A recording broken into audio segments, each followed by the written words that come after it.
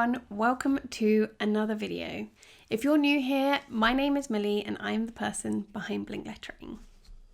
Today I have a small business / Etsy Q&A. I asked over on my Instagram stories for questions around small business, Etsy, running a small business, staying sane running a small business, and I'm going to answer them today. If you don't already follow me over on Instagram, then I highly recommend you head over there and follow me now. It's just Blink Lettering, so nice and easy to find. But I tend to post stuff in my stories, asking about the kind of videos that people want to see, and also doing things like Q&A questions. So if you want to be able to get involved in videos like this in the future, then head over to Instagram and you can join in. So I've got lots of lovely questions to get through. Hopefully I'll get through all of them. Let me just find it. Instagram does that lovely thing where the stories disappear and then you have to screenshot everything. So I've just got them on my phone. And I think what I'm going to do is just start from the first question basically. So these aren't in any particular order, but if there's any questions that I feel like I've already answered, then I'll miss them out. So the first question is, how did you start your small biz? And they've actually put small biz, which I thought was cute. So how did I start it? I guess when I started it first, I started it back 5 years ago, I think. I think actually the 28th of February is going to be my 5-year anniversary, which is super exciting. And it basically just started off as an Instagram account and then it slowly developed into a business. So it was about 6 months later when I started selling cards on Etsy.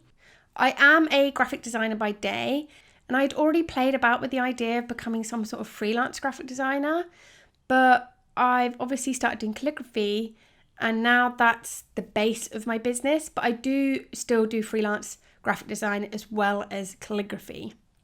Currently, I'm still working full-time though, so I'm doing this all around my full-time job. So the next question, what is your favourite part of running your small business? I think most recently, my favourite part of running the small business is the community. It's connecting with all of these other amazing small businesses and talented people and making friends. And that has really spurred me on and encouraged me to keep doing what I do. As well as all the amazing small business friends I've made, I also just love all the feedback and lovely reviews that I get from my customers. It just makes me so excited when I see a good review and I see people getting excited about my products. So whether that's my Etsy products, decorating people's homes, or my calligraphy books and workshops, and seeing people get really excited about calligraphy themselves. Okay, next question is, how do you create boundaries with work time and not ending up working 24/7? So I work full-time. I work Monday to Friday in a full-time job as a graphic designer for a marketing agency. I then run my business, Blink Lettering, and I pretty much do that as full-time hours as well. So you can imagine it's quite hard to balance having a life around doing all of this work. In the first few years of running my business, I didn't work as hard on my business. It's been a very slow burner. I just really enjoyed seeing friends, seeing family, being sociable. And I was also really lucky that I'm in a job and a career that I really enjoy. So I didn't have this desire and urge to get out the job as quickly as possible and make something of my business straight away. So I'm really lucky in that sense. But towards, I think it was 2019, I started to get really burnt out because I was trying to push my business further. And I was up working until 3 o'clock in the morning, pretty much every night for a good few months. The bearded one was having to sleep on the sofa downstairs in our living room, and it just was not healthy. I got to a point where I just completely burnt out and I just couldn't do it anymore. And I actually took a complete step back from my business and pretty much stopped posting on Instagram. I didn't really push any Etsy products. I did still have my Etsy store open, but I didn't really sell much. Having those few months off really helped me understand what was important to me. And then in the past year, I obviously haven't had the battle of picking my business over social life because there has been no social life, pretty much. So quite honestly, I am a bit worried about going back to like normal and not having this issue of working 24/7. But the biggest thing I have done this year to get that work-life balance is actually block time out where I'm not doing any small business work. So on Fridays now, I don't do any blink work.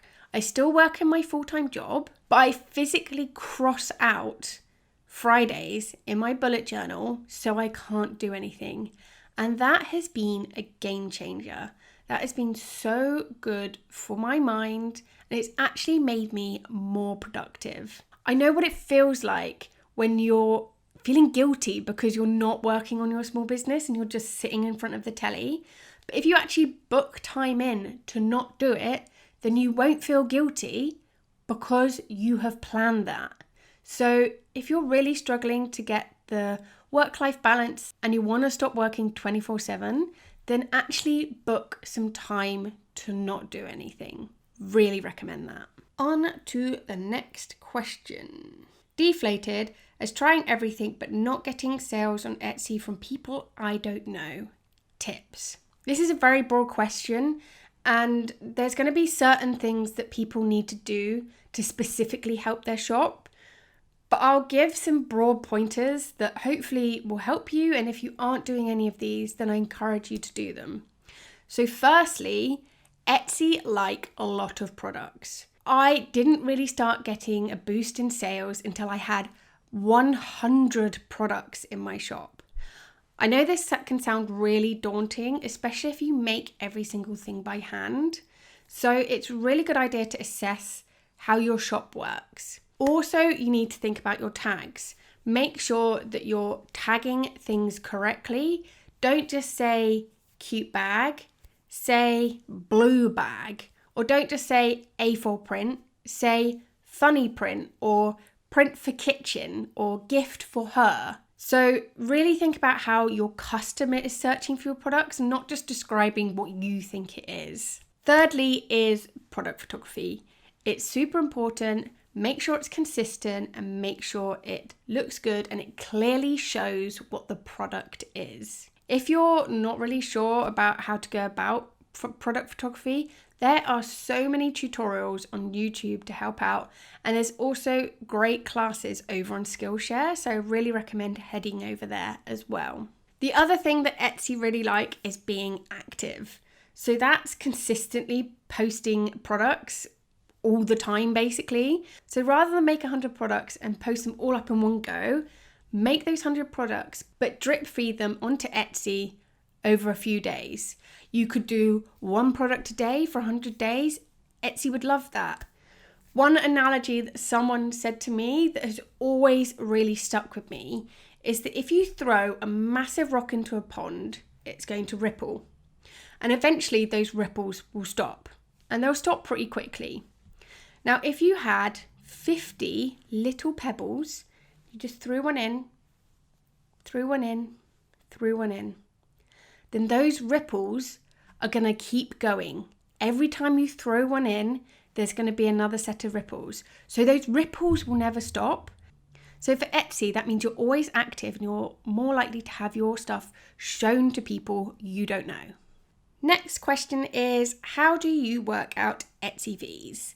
So Etsy fees can be really confusing. I keep it super simple for myself. There is a website called MTO Stickers, and on there, they have an amazing Etsy fee calculator. So if you have no idea what to charge or how much you're going to be charged in fees, I really recommend you head over there. I'll leave a link in the description below. It literally breaks down everything for you. So you can put in the price of your product that you're going to charge, and it will tell you all the different fees that you will get charged. And you can see what your final revenue is that you take home after all the fees have deducted so you can see if you're charging enough, basically. Next question is, what do you use to take product photos? This. I just use my phone. It is a pretty good phone. So this is the iPhone 11?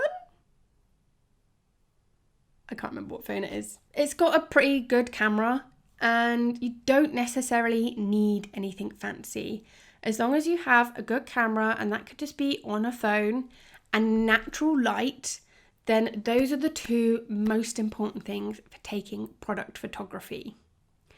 It's also a really good idea to make your product photography feel consistent, and you can do that with using a specific type of background or specific props. Next question is, how do the print your own postage labels work? I assume they're talking about Etsy here. So for all of my orders, I use the Etsy shipping labels, and I just find it so easy. I can create all my orders. I don't have to go on any other website. It can select all the orders that I'm going to post, and then you post them. I think what I might do is actually do a proper YouTube tutorial on how to actually use the Etsy shipping labels, because it's a question I get asked quite a lot. But essentially you can go on there, select the orders you want to ship, click on the button, and you just put in the weight and the size of the parcel and how you want to ship it. It calculates how much that costs you. You click yes. It charges you that much out of your Etsy finances, which is the other reason I like it, because it keeps all of my Etsy money in one area. I'm not paying out of a bank account for my shipping. So it keeps it really nice and tidy. It then generates a PDF of the shipping label, which is a 6x4" label. Some people like to print it using an A4 sheet, and they can put several on an A4 sheet. I personally have a label printer. I have the Dymo 4XL label printer. It is pricey, but it is 100% worth it. I save so much time not having to write people's addresses, and also not panicking that I've written the wrong address.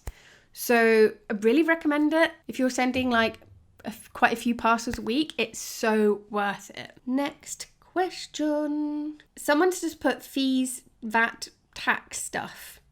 So I already covered Etsy fees. If you're a little bit confused how they work, then I really recommend you go over to MTO Stickers and check out their fee calculator, and that can give a really good breakdown. In terms of that, I live in the UK, so this might be different in different parts of the world, but I am not VAT registered, and that's because my revenue is under £85,000 a year, so I don't need to register for VAT.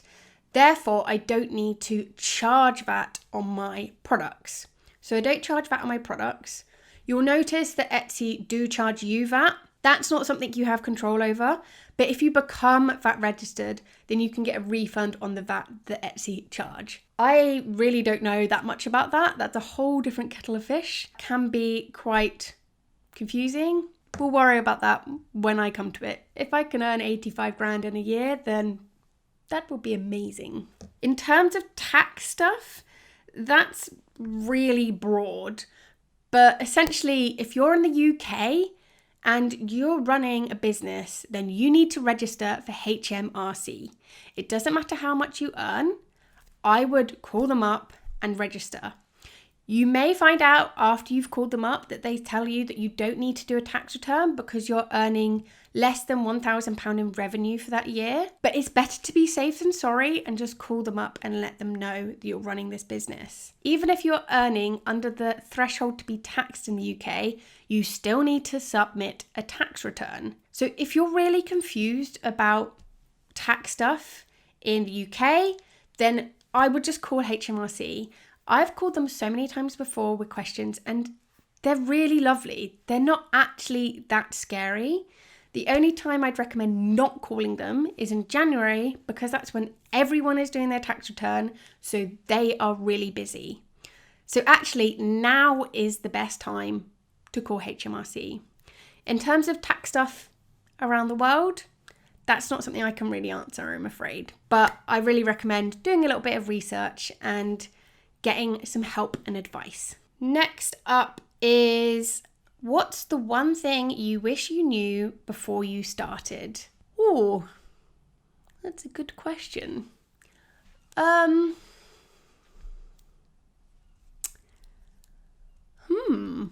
I think the biggest thing, and it's something that I still struggle with, is that I don't have to do everything.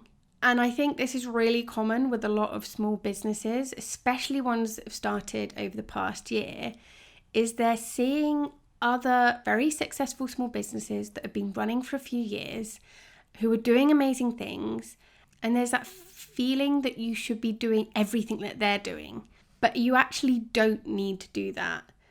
And I think when I started my business, I was so overwhelmed with all of the different ideas and things that I wanted to do that I just never actually executed any of them.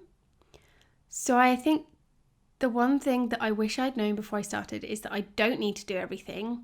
You can start off small and you can let your business grow at your own pace as well. It doesn't all have to be done super quickly. Next question is how to set up listings, advice to generate sales.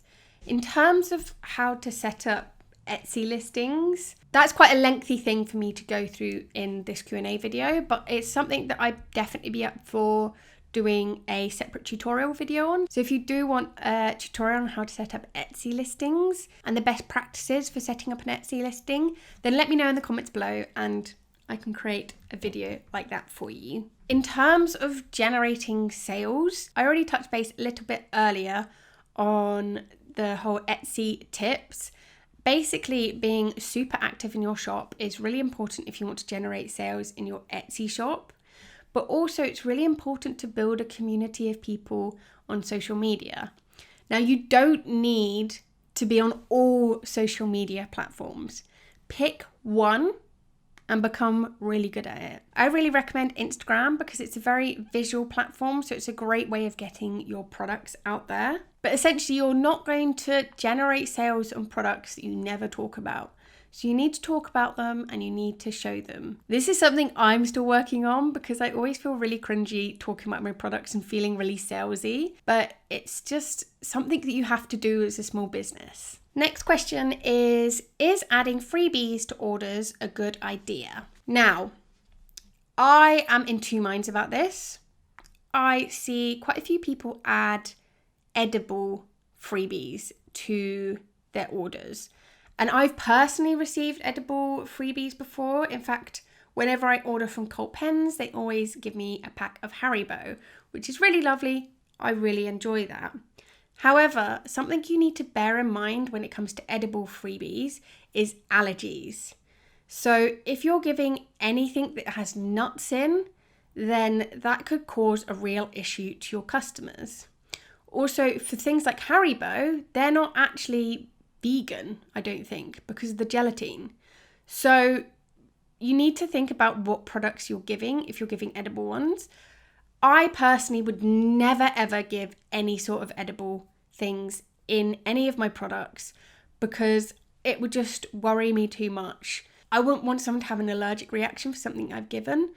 Also, there's a lot of people who have dogs and dogs like to eat post. So if a dog eats the chocolate that you've put in that package, that's not going to go down well. In terms of other freebies, I think it is nice to add a little something extra, but don't go too overboard because not everyone likes a freebie and whatever you put in is costing you money. So I actually have a thank you card. Let me get it. So I have a little thank you card like this, which talks about my packaging, and then there's a discount code on this side. But what I've done is actually made it kind of pretty on this side too. So if someone wants to put this on their wall, then they can. And it's not costing me anything extra because I'm giving them a thank you card that I'd want to give anyway, but I'm just adding a little bit of extra fun and decoration to the other side. The other thing you could do is give things like stickers because they're not too big, and especially if you have something like a Cricut or a silhouette machine anyway, then it's not really going to cost you much extra to chuck in a couple of stickers. You could also run special promotions. So rather than giving freebies all the time, you could say to your audience on social media that for this weekend only, any order placed will get a particular freebie. And I think that's a really lovely way of generating sales and also thanking your customers for supporting you. Next question is it better to use Etsy delivery and stickers or take it to the post office? So I use the Etsy shipping labels, which I've already mentioned. There's several reasons why I use the Etsy ones. One, because it's just really easy to use. Two, because it prints off the address, I don't have to write the address, so it saves me time. And three, it is cheaper to buy shipping from Etsy than it is directly from the post office. And that's because you're getting charged the Royal Mail shipping prices, so the Royal Mail online shipping prices. So you could get the same shipping from the Royal Mail website if you want. I just prefer doing it through Etsy because it's all in one place. It makes it a little bit easier for me. The other bonus with doing shipping labels through Etsy is that you can just put them straight into the post box, or if you live near a parcel box, you can put them in there as well, unless it's a tracked or signed for parcel. Now, something to be aware of if you do that is that you don't have proof of postage. So if it does go missing, then you won't be able to claim through Royal Mail. But I only tend to put things through like greetings cards and like smaller cost items. If I had someone place quite a large order, then I'd take that to the post office to get proof of postage. But it would still have the Etsy label on, and all they do is scan it. In terms of the rest of the world, I don't know how it works for Etsy. I don't know if it's any cheaper buying Etsy shipping labels compared to where you might normally buy your postage. So that's definitely something worth researching. Next question is, how do you stay motivated to run a side business as well as your day job? I've already kind of touched on this and told you a little bit of the backstory about kind of burnout and then having to take a break. In terms of my motivation right now, it's that end goal for me. The end goal is what's really driving me.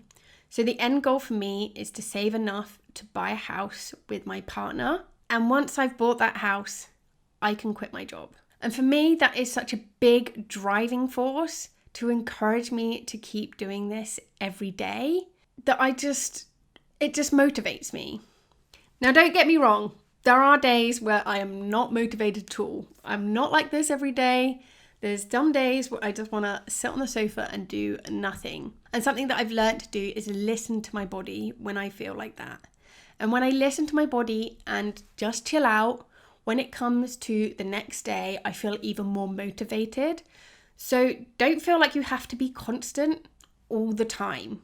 It's okay to do nothing, and actually doing nothing is productive. Next question is how to turn people favoriting your listings into sales besides lowering the price and updating your storefront. So I will be honest, I don't really pay attention to people favoriting my products on Etsy. I wouldn't even know where to look in terms of who has favorited my products or my Etsy shop. It's just not something I focus on. So I don't know how much advice I can give, but don't lower your prices just to get people to buy. Only lower your prices if you've done a lot of research and you've realized that you are way overcharging what you're doing.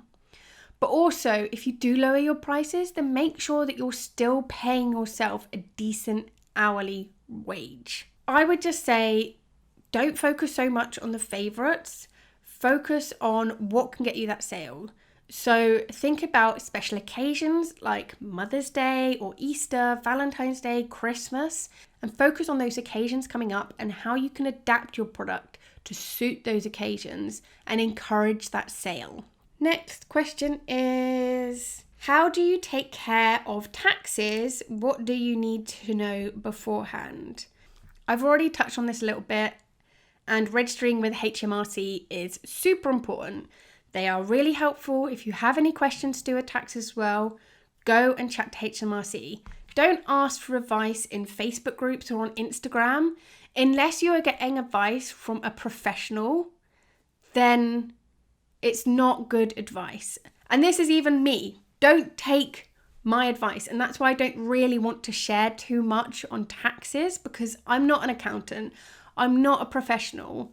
What I recommend you do is you call HMRC and ask all the questions you have, because they are so helpful. In terms of being organized for my taxes, I use an accounting software called QuickBooks, and that tracks all of my business expenses and all my business income. The other thing I also do is have a separate business account for all of my spending and all of my income for Blink Lettering. I have recently switched over to Starling for this, and I am absolutely loving it. This is by no means a sponsored video from them, but if Starling would like to work for me, then yes, please. I have really been enjoying Starling because you can have separate pots, and I've actually started using the profit first method, which has made me feel really in control of my finances, and it's made me feel a bit more prepared for when I do need to pay more tax for my business. So the 3 things I'd recommend you doing is contact HMRC and find out everything you want to know, open a business account that is separate to your personal account, and research profit first and understand how that could work for your business, because I've been really loving it. Next question is, how do you handle shipping free versus fixed rate? And this is a really interesting subject because it's actually something I've changed in my business quite recently.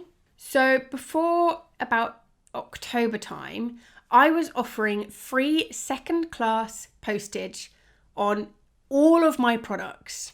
And then there was the option to upgrade to first class postage. Now, something to bear in mind when you offer free postage is it isn't free. You need to add the postage cost into your products. This is something I had done, but I don't think I did it very well. And then when it came to being quite close to Christmas, I decided to get rid of my second class postage and only offer first class. And that's because I was really worried about things getting there in time for Christmas. And the first class option I was offering is paid. And I did not notice any reduction in sales for only offering a postage service that they had to pay for. What I did notice is because I was only offering first class postage, I have so many reviews now where people are saying how quickly their order arrived. So firstly, go with first class postage. It's definitely worth it for the reviews and for happy customers. And people are willing to spend that money on first class postage. I've since adapted it again, and I now offer free postage on all orders £10 or over. And then anything that's under £10, I charge at standard shipping rate, plus a little bit extra to cover the Etsy fee on shipping and the packaging. I do this because some of my more expensive items have a bigger profit margin. Therefore, I'm able to use that profit margin to pay for the postage. So have a think about what your products are and how much they cost and how much they also cost to ship and send. Most of my products can fit into a letter or large letter, so they're actually not too expensive to ship. Next question is, have you considered Shopify? Why or why not? This is a really great question. So when I first had a website, I was on Wix, and this was back when I first set up my business. It was mainly used for a blog. I don't think I even had a shop on there. I ended up getting a bit fed up with how clunky Wix was. So I did quite a lot of research, and the two that I was picking between were Squarespace and Shopify. Now, Shopify is amazing for an online store. However, I wanted a website that offered more than just a store. I wanted it to offer a hub for people to come and learn calligraphy. I wanted to be able to blog on there. And you could do a lot of that stuff with Shopify, but I just felt Squarespace was more suited to me. The other thing that I liked about Squarespace is that it was a lot more adaptable for developing. So I can put in certain code to make the website look in a certain way. And that's something I'm confident with doing, being a graphic designer and kind of understanding a little bit more about what I wanted. I just found that Squarespace was more adaptable to my needs. However, there are times I wish I was on Shopify. Shopify have a lot of integrations with lots of other websites. So I'd really assess what your need is for a website and have a little research and understand what works best for you. Next question. International shipping, yay or too much of a pain in the ass? I have pretty much always offered international shipping. It used to be that most of my customers were based in America. That has changed quite a lot in probably about the past year and a half. Most of my customers are now in the UK. I very rarely get customers anywhere else. I sometimes get people in Australia and Canada. I don't get many in Europe, to be honest. Since Brexit happened, things have changed a little bit with international shipping to Europe. So I have actually decided to stop shipping there at the moment, just because I'm a little bit worried about my customers charging extra. It's something that I want to put more research into. In terms of America, I've never really had a problem shipping there. One thing I will suggest with America is shipping tracked only and not tracked and signed for, because a lot of people in America don't live near their post office. So if they aren't in and they can't sign for the parcel, then they may have to drive an hour or two to go pick it up, and they don't want to do that. So I really recommend shipping to America tracked. Now, this is something that's interesting when it comes to Etsy labels. They only offer tracked and signed for. You can't just select tracked on Etsy labels. So I tend to buy international labels through my Royal Mail account. This is working for me at the moment because, to be honest, most people ordering for me are based in the UK, so it's not got too complicated. Next question is how to make listings that resonate with the niche. Every niche is going to be different. So what I really recommend doing is researching your niche, looking on Etsy, seeing what products are selling well, researching those shops that are selling those products, and really understanding what's working. All products are going to have different things that work for that niche. So there isn't really like a set guide to the best way to go about this.